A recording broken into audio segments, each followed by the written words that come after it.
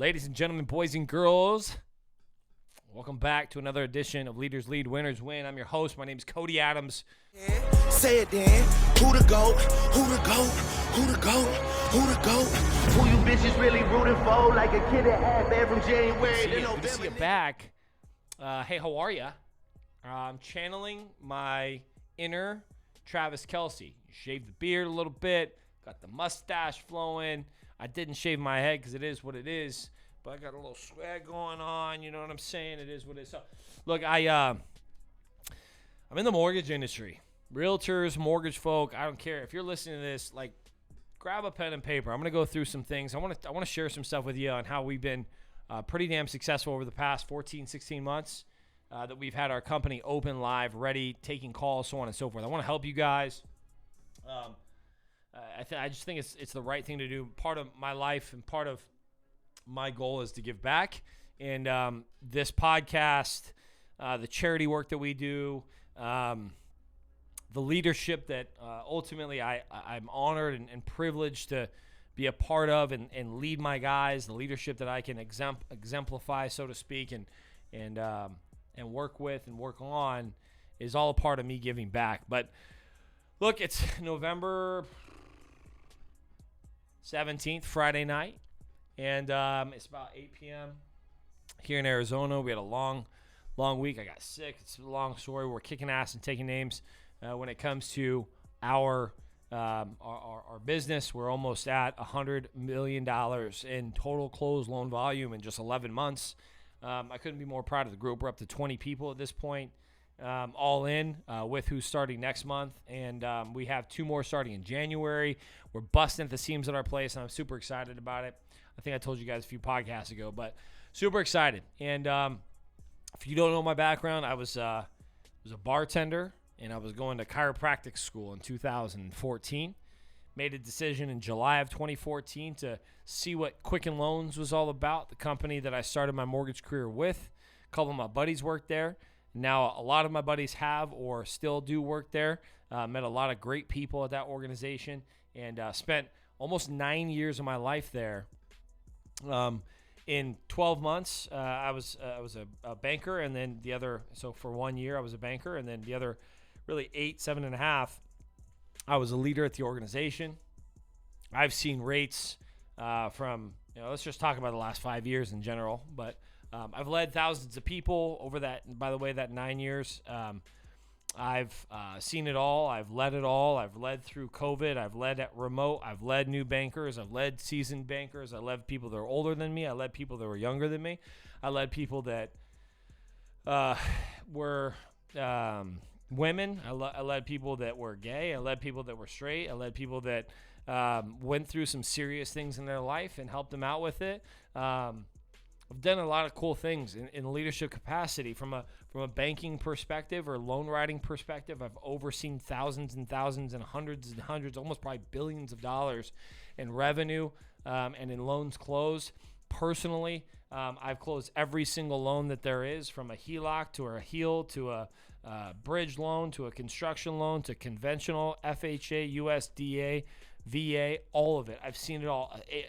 Adjustable rate mortgages, assumable loans. I've done divorce buyouts. I've done every damn thing you can possibly think of. There's probably some things that you're like, oh, you haven't done this? Sure, whatever. I've seen every objection. I'm not a master at all of them, but I'm a jack of all trades, that's for sure. When it comes to objections, I'm fairly good at sales. But I wanted to come on here and not only talk a little bit about my path, but I want to talk about really just the last 5 years and where the marketplace has been, where it is now, and where it's going. And I hope that you can, and I don't care who you are, I hope that you can look back at this and, one, say that I was right, because that's going to be the goal. But two, because I gave you good advice, but then two, you read this or you listen to this or you watch this or whatever the case is, and you gain a little bit of perspective and you're better equipped to handle the future, because that's all we have is the present, and obviously we're looking towards the future on what's going on. But the last 5 years have been unique, right? Like, you think about 2018, this is 2023, so 2018 rates were at about 6%, right? We just came off a low 4, high 3, low 4, went up to 6%. You had equity positions climbing from 2012 all the way to now, where I remember in the beginning of my career in 2014, We were doing HARP loans where people were 200% upside down in their home. They had no equity. Equity position was the smallest they've ever been, ever, in 2010, 11, 12, 13, 14. But now we're at a different spot. 2018, people were starting to get equity. They understood that a 5.5 or a 6.5% on a mortgage was a hell of a lot better in paying off their debt than keeping their credit cards at 21%. We then saw 2019 rates dip from 6.5% to about 3.5% in 2019, 3.99, somewhere around there, low fours. And things were good in 2019.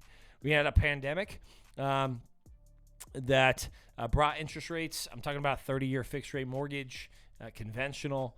We saw rates come all the way down into the twos, really the ones, man. I had a 1.99% 30-year fixed rate mortgage, crazy. We had ARMs at 1.75. We had 15 years at 1.5%. It was a crazy, never will happen again, hopefully, and you'll see why when I talk about it. Hopefully never happens again. It was an anomaly. If you have that rate, great, but obviously there's other things that you're paying on, so don't be house rich, but poor all the way around.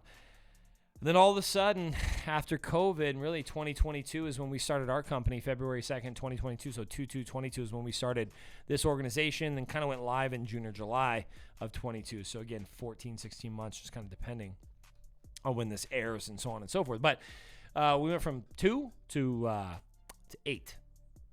And that was a byproduct of the Federal Reserve and Chairman Powell, Jerome Powell, raising interest rates really over the last 14 months that we've been in business. Go figure, right?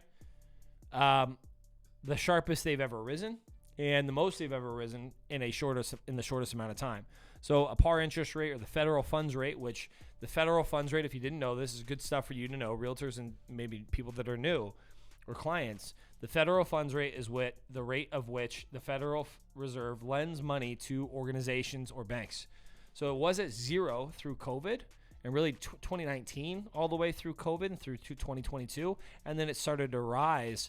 And as that number rises, so does the rest of the interest rates, because other companies, mortgage companies and banks, they need to make margin, which is the difference between the federal funds rate and what the actual rate that they're selling you, the consumer, right? They need to make margin. And some of those interest rates, like Bank of America, no offense, Rocket Mortgage and Loan Depot and other companies, those are higher rates. Retail banks, those things are higher because the federal funds rate right now is at 5.5. So if their margin is 2%, that means their normal interest rate is going to be 7.5. And you probably saw big banks and retail lenders alike over the last, 4 or 5 months, the middle of 2023, rates were at 8.5%. Well, why? Because they have all this overhead and all this spending and all these people to pay and all these huge salaries and all these different things. So when the federal funds rate is at 5.5, they were selling you 8.5. We were allowed to get away with selling you, or having our consumers take advantage of, interest rates are a full percent lower, about 7.5%, when rates were at 8.5% everywhere else. So that's kind of how that whole dynamic works. And I can get further down into that deep hole, but that's how first mortgage rates in general work. So federal funds rate, that's one thing. The second thing that I just want you to think about is how it's closely tied to the stock market and to the 10-year treasury yield. So the 10-year treasury yield typically dictates, because if you're pulling money out of stocks, right, you're putting them into bonds, a safer bet. The 10-year treasury note is a good note, is a good bond to put money into. And when that rises, that means typically mortgage rates rise. So if you ever want to look at something, look at the 10-year treasury. If it's rising, that means rates are going up. If it's on a down slope, that means rates are going down. So that's something just good to look at. And then third, for second mortgages and really short-term interest rates, specifically credit cards and auto loans and so on and so forth, you got to look at something called the prime rate. A lot of the second mortgages, whether it be a HEL or a HELOC, either follow the prime rate or LIBOR, which is London Interbank Offer Rate. So, and that's specifically adjustable rates too. So anyways, that's something that's at, I think it's at 8.5%. On average, been 4.5%. So you have rates high all the way across the board for banks or lenders like me or us to borrow money from, to give to you, right? So we get money from them because you can't access the federal funds rate. You can't access the prime rate. You can't access the LIBOR rate. You can't access these interest rates. You can't look at the 10-year and be like, oh, yeah, the 10-year's at 4.5. I want a 4.5. That's not how it works, right? There has to be a bank of which you get that through, and the difference between that rate and their rate that they're giving you is, again, their margin. The smaller that margin is, the better rate you have. The smaller the company is, the better rate typically it is, but you sacrifice things along the way. So the point is, we're trying to, at Kinfolk specifically, we take all of the good things from all the big companies, all the culture and the fun and this and that, all the cool things, and we leave all the bad shit, which is like high interest rates and bureaucracy and red tape and the inability to say bro or fuck or shit or whatever you want to say on the floor. We take all that stuff, that red tape, that nasty stuff, we throw it away. We take all the good stuff and we bring it in. But, long and short, I just wanted to kind of highlight those three things. I want to show you a few other things as well, hopefully in an educational realm. So the rates going from 2 to 8%. When rates were at 2%, and it was 2019, 2020, 2021, every single person and their mother was a real estate agent or a mortgage loan officer. And the reason why, with all due respect, is because the demand was so high and the supply was a little low when it comes to houses to buy, but the demand or the demand and the supply was high when it comes to mortgages. The supply was high because of mortgages because rates were so low, we were giving rates away at 2%. And everybody wanted in. So if you had a pulse and you could pass a test, you could be a realtor or you can be a mortgage loan officer. 80,000 people in 2023 left the mortgage industry. 150,000 came into the mortgage industry between 2020 and 2021. 2 years, 24 months. In 2020 and 2022, 2 years. In 2023, 80,000 people left. So 70,000 people are still hanging on by a thread. Why do I tell you this? I tell you these things because it's a good thing that rates went up. It's a great thing that rates went up for professionals and people that identify themselves as this is their career. They're a realtor. They're a mortgage loan officer for the rest of their life. It's a great thing. It's a fantastic thing. It might not be great for the economy, but then also it is. Why would you say that, Cody? Because if I need to borrow some money. No, you need to stop spending. You need to save your money. You don't need to borrow anymore. You need to save what you have or get a better job so you make more money so you can pay things off faster. See, that's the difference. You think you need to continue to borrow and keep up with the Joneses. You don't. If it was at 2%, you would, right? And the Fed and the government saw that. Like, shit, if we keep things at 2%, people are going to just keep spending. Home values can only go so high, right? Like, you can't continue to drive up home prices at the rate that they were driving. The equity positions right now in 2023 are the highest they've ever been in the country's history. There's trillions of dollars of equity positions across the country. Trillions of dollars. And it's a little bit more expensive now because rates went up to access those funds. But it's pick your poison. It's a catch-22. I lose my 2% to get to a 7%, but I access the equity that I have. Because remember, folks, and I know I'm kind of all over the place here, but I hope you appreciate it. Equity, you can't access it unless it's one of two ways. Remember, you can't grab a shingle and then go pay for a gallon of milk. You can't grab your doorknob and go purchase a down payment on a car or whatever the case is, right? So this stuff's important to understand, but you can only use your equity two ways. To refi, whether it be a second mortgage or a cash out refi to pay off real debt, leverage that equity, or sell the home. One of the two. There's not like a magical program no, it's one of the two. You sell the house and move out, or you do a second mortgage or a cash out refi. You take equity out of the home. Anyways, it was a really good thing that rates went from 2 to 8%. Not only was it good for the economy because of the reason I just said, not only was it good for the mortgage industry and the real estate industry specifically because it kicked out all the fuck bags, excuse my French, but it kicked out all the people that shouldn't be there, the posers, the folks that were bottle girls and then realtors right after. No offense. It kicked out all the security guards at the local club that wanted to be a mortgage loan officer that happened to pass the safe test. That's just the reality of the situation. They were just there because they wanted to make a quick buck. See, quick buck never solves anything. You got to be in it for the long game. So all of the posers, all the people that shouldn't be there are all leaving the industry. And all the players, the people that are rooted with inside of the industry, really care about the industry and want to do this for the rest of their life and have it be their life's work. Again, their life's work, they're still going to stay. So went from 6 in 2018, again, last 5 years, to 2 in 2019, 2020, 21. To now they're 7-ish% in November, 6.5, 7. They were 8, but it's a great thing that it happened. Well, Cody, why were rates so high so long? 1, to kick people out. 2, to make people stop spending because they were trying to combat inflation. And then 3, they understood that if they lowered interest rates super fast, like overnight from 8%, for example, in mid-2023 to 5%, you know what would happen? Your home values would shoot up. Everybody would be in the market. The market would flood. It'd be a nightmare. It'd be reverse engineering what we just tried to undo when it comes to inflation. So let me tackle the inflation. How do you combat inflation? You make people stop spending money. It's simple. You stop printing money, which our administration's done a really shitty job of. They printed more money in the last 3 years than all of the money combined since we started printing money. Think about that. 2021, 2022, and 2023. They have printed more money in those 3 years, in 36 months, than the entire existence of our country combined. That's how inflation happens, folks. When you rapidly dump in a bunch of money into the system, guess what? Your dollar gets devalued, okay? Number one, that's how that happened. Well, how do you stop it? Well, you got to get the people to stop spending it. How do you do that? One, you raise interest rates because we know the U.S., the people, the Americans that are in the U.S., they can't stop spending. They want to keep up with the Joneses. They're going to fucking spend money all day long. That's what they're going to do. Well, they're going to borrow money to do so because they don't make enough money because they're keeping our median home or our median salary so low that you can barely afford anything. That's a whole different story, but they're going to continue to borrow money. Well, shit.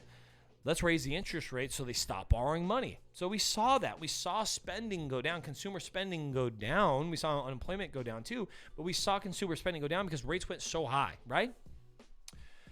For so long. And then now we're seeing some unemployment go up. So how do you combat inflation? Number two, one, you raise interest rates to make people stop spending. Two, you get people out of the job marketplace. You guys see all the job cuts. I don't care what the thing says, what the labor statistics and all this other stuff. And if you look at the labor statistics and what Biden says and all these folks, they say that they've added so many jobs. They added jobs because there was lost jobs in COVID, okay? Lost jobs in COVID, you put jobs in that weren't there, that were already lost. That's how you gain jobs, number one. Number two, you look at the labor statistics. The labor statistics, they come out all the time, once a month, twice a month, once a month. Anyways, you'll look at them. The biggest added jobs are people going from full-time, losing their job, to part-time. So they're adding jobs that way. It's all bullshit. We have an unemployment problem with inside of this country. It might be low, but I promise you not for long unless something starts to change. What you're seeing right now at the end of the year in 2023, by the way, you're seeing, guys, the marketplace come down a little bit right before the election. This is my third election in the mortgage industry. Every single time rates come down in the election year. It is what it is. And they continue to slide depending on who gets in. It's just the truth. Look it up. So things are getting better. Gas prices better. Everything's getting better. Why? Because the incumbent president, Biden in this case, wants to be reelected. Well, if you're going to be reelected, you better get shit together, especially with how shitty the economy is doing currently. So you better lower interest rates and get things moving again, even though inflation's going to go up and you're going to undo what you just did. But that's literally what's going on. That's why they stayed so high for so long, because they're combating inflation.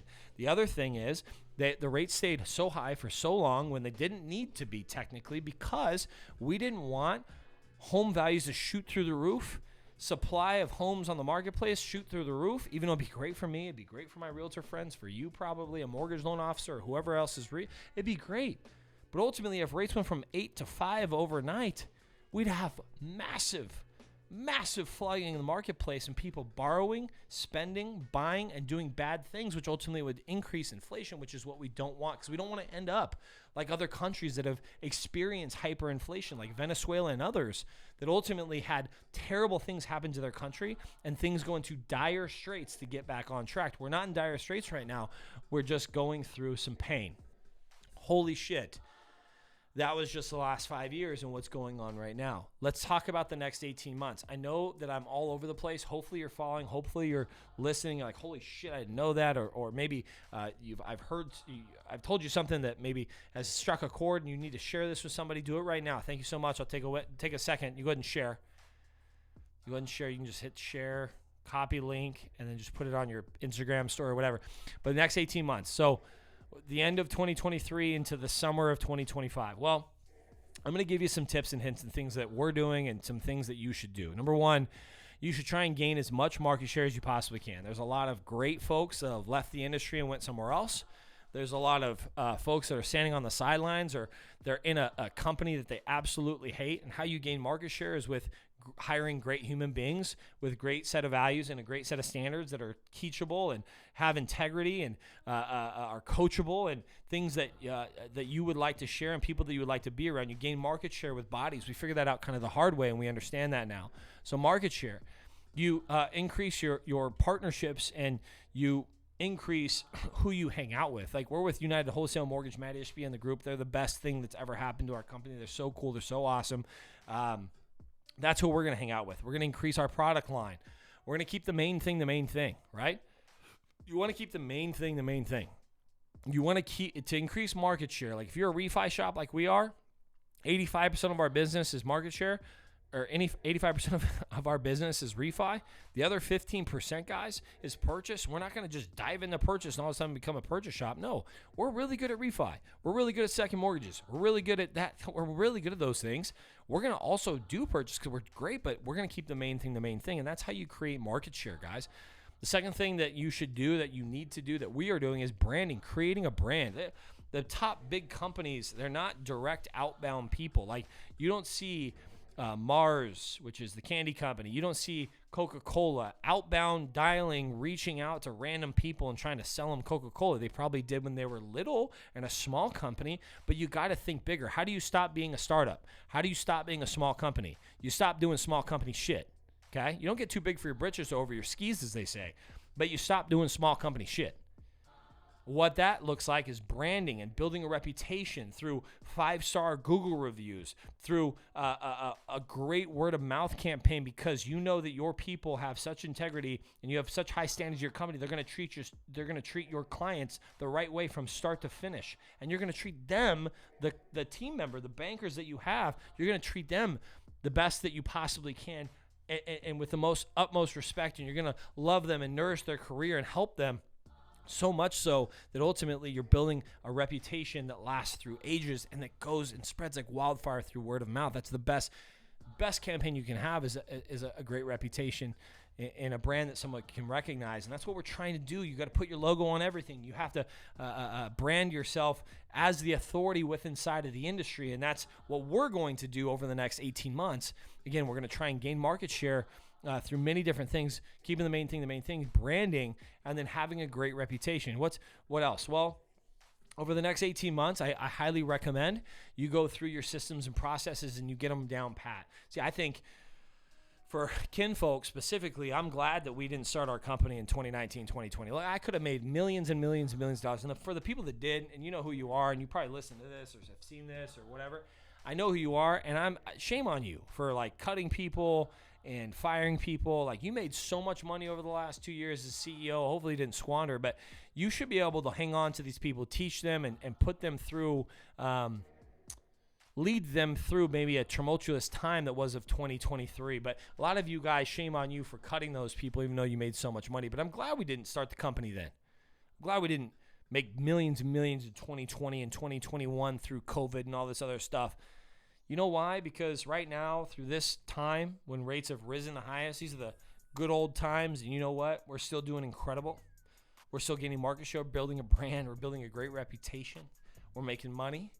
And it's a little slower. And when you're talking about systems and processes and perfecting systems and processes and how a business should be run through common sense practices, it's better to do it in a slower season than in a faster season where you can make more and more and more mistakes. We've made mistakes, and they're minimal and they're minimized because we don't have to run at the same speed as if rates were at 2% and we had the door being knocked down, right? It's a little bit different. It's a little bit different of a speed of the game, and we're learning along the way. So we're learning how to create systems and processes. What do you mean by systems and processes? Well, our average clear to close right now, so from start to finish, is 12.68 days.